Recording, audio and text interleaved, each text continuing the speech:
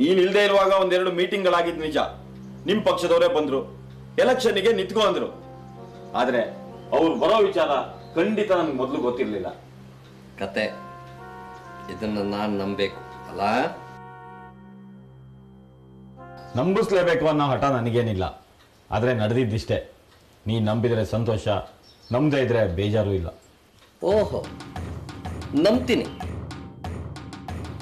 ಹೇಳು, ಏನ್ ನಿರ್ಧಾರ ಮಾಡಿದ್ಯಾ? ಹೇಗೂ ಸಾಮಾಜಿಕವಾಗಿ ಒಂದಿಷ್ಟು ಬದಲಾವಣೆ ತರಬೇಕು ಅಂತ ಹೋರಾಡ್ತಾ ಇರೋನು ನಾನು. ಅದಕ್ಕೆ ಅಧಿಕಾರದ ಬೆಂಬಲ ಸಿಗತ್ತೆ ಅಂದ್ರೆ ಯಾಕೆ ಬೇಡ ಅಂತ ಅನಿಸ್ತು.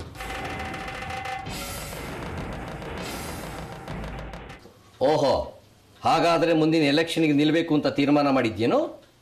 ಹೇಳಿದ್ನಲ್ಲ, ನನ್ನ ಧ್ಯೇಯಗಳಿಗೆ ಅಧಿಕಾರದ ಬೆಂಬಲ ಸಿಕ್ಕಿದ್ರೆ ನಿಲ್ಲೋದ್ರೊಳಗೆ ತಪ್ಪೇನಿದೆ. ನೋಡೋಣ, ನಾನಂತೂ ಅಧಿಕಾರಕ್ಕೆ ಆಸೆ ಪಟ್ಟವನಲ್ಲ. ನಿಮ್ ಪಕ್ಷದವರೇ ಬಂದ್ರು, ಎಲೆಕ್ಷನ್ಗೆ ನಿಂತ್ಕೊಳ್ಳಿ ಅಂದ್ರು, ಆಗ್ಬಹುದು ಅಂದೆ. ನಾನು ನನ್ನ ಪಕ್ಷದಲ್ಲಿ ಗುರ್ಸ್ಕೊಂಡಿರೋದು ನಿನಗೆ ಗೊತ್ತಿಲ್ವೇನೋ? ಗೊತ್ತು, ಆದ್ರೆ ನಿನ್ನ ರಾಜಕೀಯದ ಒಳಹೊರಗುಗಳು ನನಗೆ ಗೊತ್ತಿಲ್ಲ. ಇದನ್ನ ನೀನು ನಿನ್ನ ಪಕ್ಷದ ಮುಖಂಡರ ಹತ್ರ ಕೇಳೋದು ಒಳ್ಳೇದು. ಅಂದ್ರೆ ನೀನು ನಿನ್ನ ನಿರ್ಧಾರದಿಂದ ಹಿಂದೆ ಸರಿಯೋದಿಲ್ಲ ಅಂತ ಆಯ್ತು. ಅದರ ಅಗತ್ಯ ನನಗೆ ಕಾಣಿಸ್ತಾ ಇಲ್ಲ. ಓಹೋ, ಒಂದ್ ವೇಳೆ ನಾನೇ ನಿನ್ನ ಮುಂದೆ ನಿಂತ್ರೆ? ನಾನು ಎಲೆಕ್ಷನ್ಗೆ ನಿಲ್ತಾ ಇರೋದು ಯಾವುದೇ ವ್ಯಕ್ತಿಯ ಮುಂದೆ ಅಲ್ಲ, ಈ ಜಡಗಟ್ಟಿದ ವ್ಯವಸ್ಥೆಯ ಮುಂದೆ. ಮಾತ್ನಲ್ಲೇ ಆಟ ಆಡಕ್ ಬರ್ಬೇಡ ನೀನು. ನೀನ್ ಇಷ್ಟು ನೇರವಾಗಿ ಹೇಳಿದ್ಮೇಲೆ ನಾನು ನೇರವಾಗಿ ಹೇಳ್ಬಿಡ್ತೀನಿ, ಕೇಳು. ರಾಜಕೀಯ ನನ್ನ ಉಸಿರು. ರಾಜಕೀಯದಲ್ಲಿ ನಾನು ಮೆಟ್ಲು ಏರಿ ಏರಿ ಮೇಲ್ ಬಂದಿದ್ದೀನಿ. ಈಗ ಯಾರಾದ್ರೂ ಏಣಿ ಎಳಿತಾರೆ ಅಂದ್ರೆ ಸುಮ್ಮನೆ ಕೂರೋನಲ್ಲ ನಾನು. ನಾನು ಯುದ್ಧಕ್ಕೆ ನಿಂತೆ ಅಂದ್ರೆ ನಮ್ಮೋರು ತಮ್ಮೋರು ಅನ್ನೋದನ್ನ ನೋಡೋದಿಲ್ಲ ನಾನು. ಅವನಿಗೆ ಯಾರೇ ಆಗಿರ್ಲಿ. ನೇರವಾಗಿ ಹೇಳ್ತೀನಿ ಅಂತ ಎಲ್ಲ ಇಂಡೈರೆಕ್ಟ್ ಆಗಿ ತಿಳಿಸ್ತೀಯ. ಇರ್ಲಿ, ರಾಜಕೀಯ ಯಾರ ಸೊತ್ತು ಅಲ್ಲ, ಯಾರ ಆಸ್ತಿನೂ ಅಲ್ಲ. ನೀನು ನಿಂತ್ಕೋ, ನಾನು ನಿಲ್ತೀನಿ.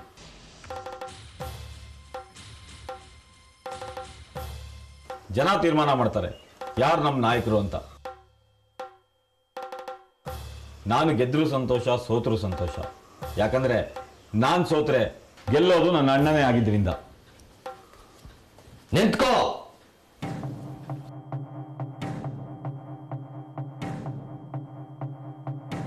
ನನಗೆ ನಿನ್ನಷ್ಟು ದೊಡ್ಡ ಮನಸ್ಸು ಇಲ್ಲ ಅಂತಾನೆ ತಿಳ್ಕೋ.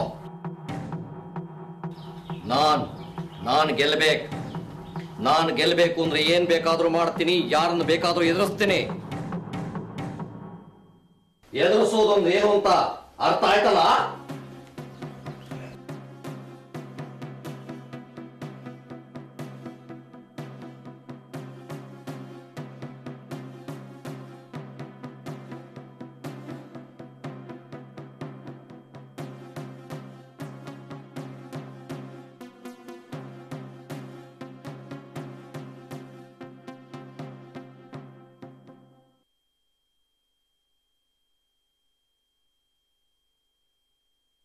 ಳಂಗ ಮೋಹಿನಿ ಆನಂದದಲ್ಲಿ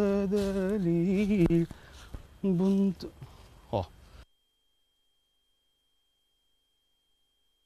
ಒಂದು ಎಡ್ಡೆ ಜಾಗ ನಂದು ಮೂಲ ಎಲ್ಲ ಇಜ್ಜಿ ಮಲ್ಪೊಳಿ ಅಂತ ಶೆಟ್ರೆ ಹಾವು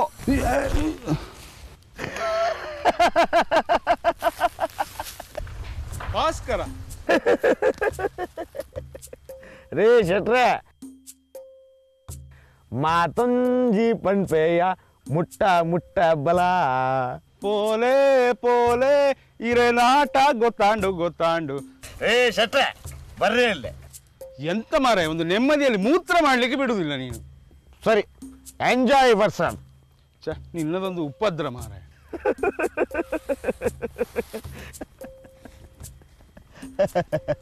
ಶೆಟ್ರೆ ಕೂಲುಲ್ಲೆ. ನಿನಗೆ ಯಾವಾಗ ಮಾರ ತುಳು ಭಾಷೆ ತಲೆಯೊಳಗೆ ಹೊಕ್ಕಿದ್ದು? ಈ ತುಳು ದೇವದ ಗಲಾಟೆ ಶುರುವಾದಾಗಿಂದ ನನ್ನ ತಲೆಯಲ್ಲಿ ನಾಲಿಗೆಯಲ್ಲಿ ತುಳು ಹೋಗ್ಬಿಟ್ಟಿದೆ. ನೋಡು, ನನಗೆ ತಾಲೂಕು ಪಂಚಾಯತ್ ಒಂದು ಮೀಟಿಂಗ್ ಉಂಟು.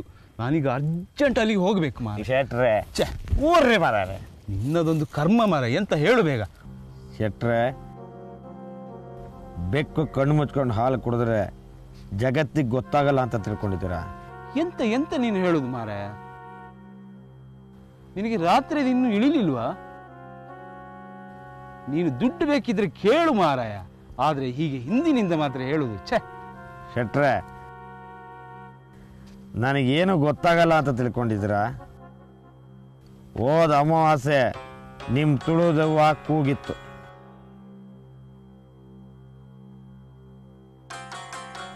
ಮತ್ತೆ ಇವತ್ತು ಅಮಾವಾಸ್ಯೆ.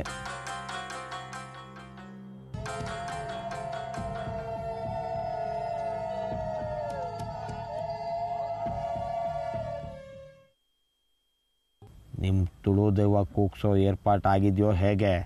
ನೋಡು, ಎಷ್ಟು ಸಾರಿ ಹೇಳಿದ್ದಾನೆ ನನಗೂ ಮತ್ತು ಆ ಯಾನು ಬುಡಾಯಿಗೂ ಸಂಬಂಧ ಇಲ್ಲ ಅಂತ. ನೋಡು, ನನ್ನ ಬಗ್ಗೆ ನಿನಗೆ ಗೊತ್ತಿಲ್ಲ.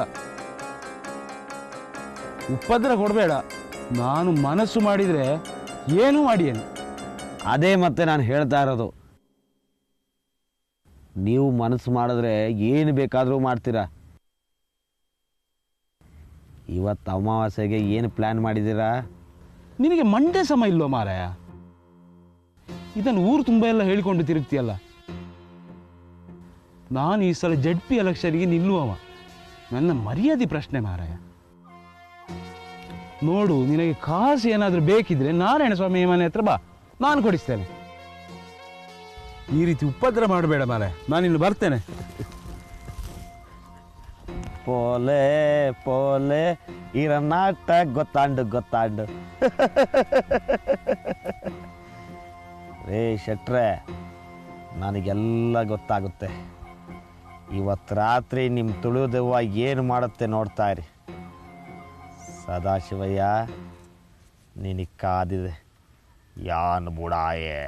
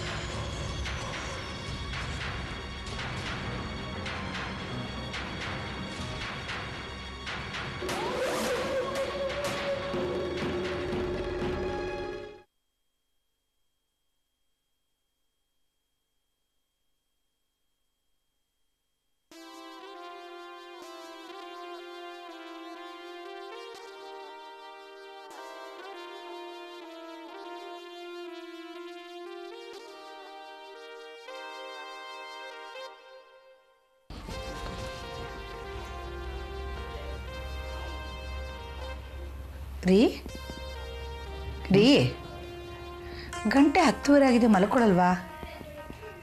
ಇಲ್ಲ ಜಾನಕಿ, ಯಾಕೋ ನಿದ್ದೆನೇ ಬರ್ತಾ ಇಲ್ಲ.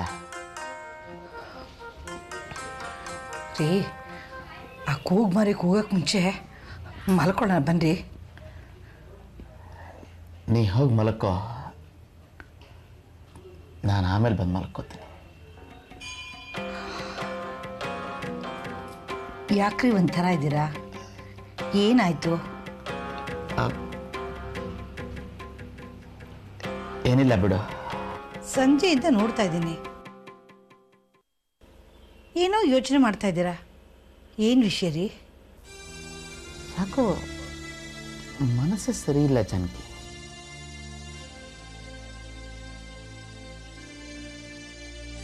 ಯಾಕ್ರಿ ಏನಾಯ್ತು? ಏನು ಎತ್ತ ಅಂತ ಹೇಳೋಕ್ಕೆ ಗೊತ್ತಾಗ್ತಾ ಇಲ್ಲ.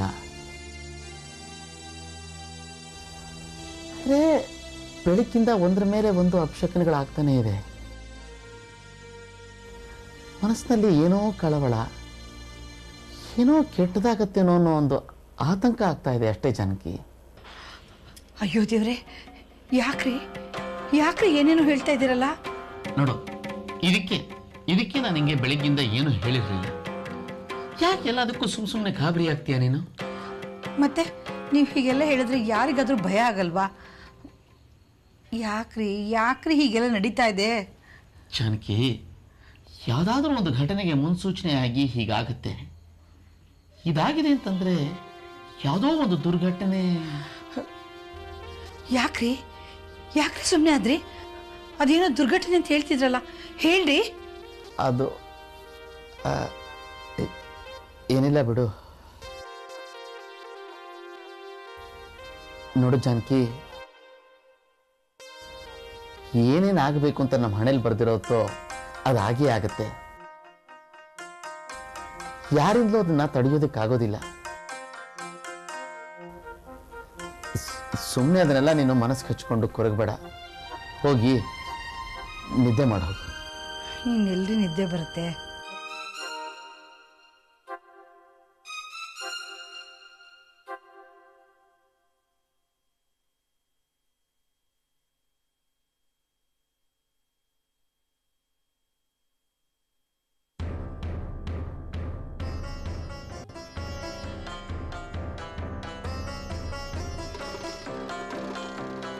ರೀ ಇಲ್ಲಿ ಬನ್ರಿ. ಅಲ್ಲಿ ಏನ್ ಜಾನಕಿ, ಏನಾಯ್ತು? ನೋಡಿ,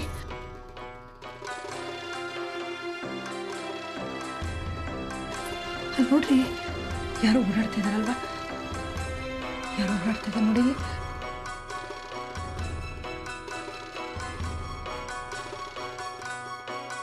ಯಾರೋ ಓಡಾಡ್ತಾ ಇದ್ದಾರೆ ಅಲ್ಲಿ. ರೀ, ಇಷ್ಟೊತ್ತಲ್ಲಿ ನಮ್ಮನೆ ಅಂಗಳದಲ್ಲಿ ಯಾರೇ ಓಡಾಡ್ತಾ ಇರೋದು? ಒಂದು ನಿಮಿಷ.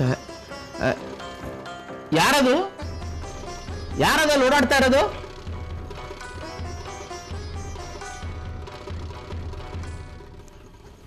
ಯಾರದಲ್ಲಿ ಓಡಾಡ್ತಿರೋದು? ಯಾರದು ಒಂದೇ? ಯಾರೋ ಓಡಾಡ್ತಾ ಇದ್ದಾರೆ, ಮಾತಾಡ್ತಾ ಇಲ್ಲ. ನೋಡ್ತೀನಿ ತಾಳು.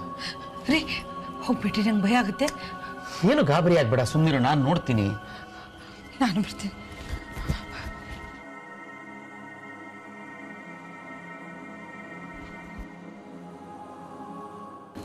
ಯಾರಲ್ಲಿ? ನಿಂತ್ಕೊಳ್ಳಿ.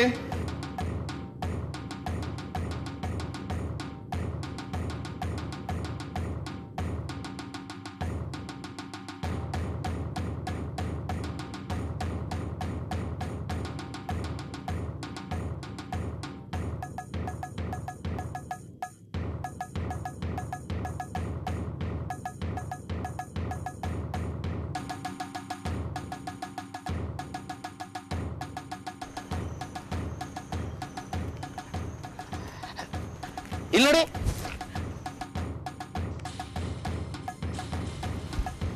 ಅಯ್ಯೋ, ನೀನೇನಮ್ಮ? ಯಾಕೆ ಅಂಕಲ್, ಏನಾಯ್ತು? ನಿನಗೇನಮ್ಮ ಬಂದಿದೆ? ಜಾನಕಿ, ಸುಮ್ಮನೆ ರೀ ನೀವು. ಅಲ್ಲ, ಇಷ್ಟೊತ್ತಲ್ಲಿ ಈ ರೀತಿ ಓಡಾಡ್ತಾ ಇದೆಯಲ್ಲ, ನಾವೆಷ್ಟು ಹೆದರ್ಕೊಂಡಿದೀವಿ ಗೊತ್ತಾ? ಹೆದರ್ಕೊಂಡಿದ್ರಾ? ಯಾಕಂಕಲ್ ಅಷ್ಟೊಂದು ಹೆದರಿದ್ರಾ? ಅಲ್ಲಮ್ಮ, ಇಷ್ಟೊತ್ತಲ್ಲಿ ನೀನು ಇಲ್ಲೇನಮ್ಮ ಮಾಡ್ತಾ ಇದೀಯಾ? ಅದು ನಿದ್ದೆ ಬರಲಿಲ್ಲ, ಅದಕ್ಕೆ ಸುಮ್ಮನೆ ಇಲ್ಲೇ ಸುತ್ತಾಡ್ತಾ ಇದ್ದೆ. ಸರಿ, ಕರೆದಿದ್ದು ಕೇಳಿಸ್ಲಿಲ್ವಾ ನಿನಗೆ? ಓ ಸಾರಿ, ಅದು ವಾಕ್ಮನಲ್ಲಿ ಹಾಡು ಕೇಳ್ತಾ ಇದ್ದೆ, ಅದಕ್ಕೆ ಕೇಳಿಸ್ಲಿಲ್ಲ. ಆಹಾ, ಸಾಕು ಸುಮ್ಮನಿರಮ್ಮ. ನೀನು ಹಾಡು ಕೇಳೋದಿರ್ಲಿ, ನಮ್ಮನ್ನ ಹೆದರ್ಸ್ಬಿಟ್ಟೆ.